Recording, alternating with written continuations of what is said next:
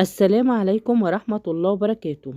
رؤية الطماطم في المنام وهي من الرؤى المبشرة. رؤية الطماطم في المنام بتدل على الرزق الحلال والبشاير السارة. أما الطماطم الحامضة بتدل على المشاكل والهموم. من رأى الطماطم الحمراء الكبيرة في المنام فإنه ينال ما يتمناه بعد طول انتظار. بتشير رؤية الطماطم الصغيرة في الحلم إلى الأعمال النافعة، وترمز الطماطم الصفراء في المنام إلى المرض والتعب. أما رؤية شراء الطماطم في المنام بتدل على أعمال ومشاريع جديدة ومربحة. ومن رأى أنه يبيع الطماطم في المنام فإنه يوزع الميراث. أما رؤية أخذ الطماطم من الميت في الحلم بتدل على استعادة أموال مسلوبة. وقيل إعطاء الطماطم للميت في المنام بيدل على الصدقات والأعمال الصالحة. أما الطماطم الفاسدة في المنام بتدل على المشاكل والهموم. أما من رأى أنه يطبخ الطماطم الفاسدة في الحلم فإنه بيكسب مال حرام في الخفاء. رؤية غسل الطماطم في المنام بتدل على التخلص مما يعيق الرائم في أعماله.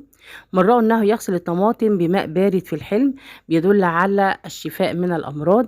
ورؤية غسل الطماطم بماء ساخن في المنام بيدل على الخروج من هم.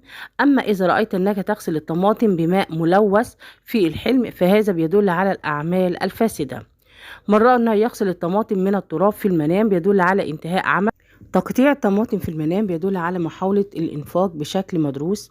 من رأى أنه يقطع الطماطم لمكعبات في الحلم بيدل على تعاونه مع أهله في النفقات. أما تقطيع الطماطم إلى شرائح في المنام بيدل على توزيع المال على الفقراء والمحتاجين. أما تقطيع الطماطم بالنصف في المنام بيدل على الشراكة بعمل. رؤية تقطيع الطماطم النية بالسكين في المنام بيدل على الاستعانة بالآخرين لإنجاز عمل يصعب على الرأي. أما تقطيع الطماطم المشوية بالسكين في المنام بيدل على الاتكال على الآخرين. بتشير رؤية تقطيع البندورة أو الطماطم أو الخيار في المنام على النفقات الكثيرة. وبترمز رؤية تقطيع الطماطم وأكلها في الحلم إلى حسن التدبير وعدم التبذير. رؤية قشر الطماطم في المنام بيدل على أمر بيجلب للرائي المتاعب والمشاكل. رؤية أكل قشر الطماطم في المنام بيشير إلى الندم. رمي قشر الطماطم في الحلم دليل عن ابتعاد الرائي عن الألم. طبخ الطماطم في المنام بيدل على نيل الرائي ما يبتغيه ويسعى إليه. عصير الطماطم في المنام بيدل على التجهيز لنيل المرابح والفوائد. عصير الطماطم وطبخه في الحلم بيدل على اتساع العيش بعد الضيق. حلم عصير الطماطم وتجفيفه بيدل على العمل الذي يثمر بعد وقت طويل. شرب عصير الطماطم في الحلم بيدل على حصول خير كثير وتغيير الأحوال للأفضل. معجون الطماطم في المنام بيدل على تجارة طويلة ومربحة. من رأى أنه يأكل معجون الطماطم في الحلم بيدل على نيله منفعة من تجارة. رؤية شراء معجون الطماطم في المنام بيدل على الزيادة في رأس المال.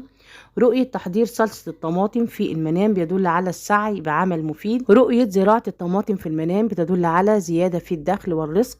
رؤية قطف الطماطم في المنام بيدل على جني الأرباح والمكاسب.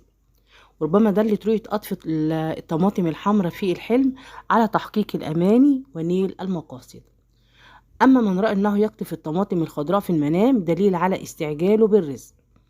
ورؤية قطف الطماطم الصفراء في الحلم بتدل على المشاكل والهموم. رؤية قطف الطماطم وبيعها في الحلم بيدل على الاستغلال والطمع. ورؤية قطف الطماطم في غير وقتها في المنام بيدل على الشقاء في السعي. أما رؤية قطف الطماطم الفاسدة في الحلم بيدل على فساد الأحوال وهدر الأموال. دي كانت حلقتنا النهاردة. أتمنى يكون الفيديو عجبكم، ولو عجبكم اللايك والشير والاشتراك في القناة وتفعيل الجرس. والسلام عليكم ورحمة الله وبركاته.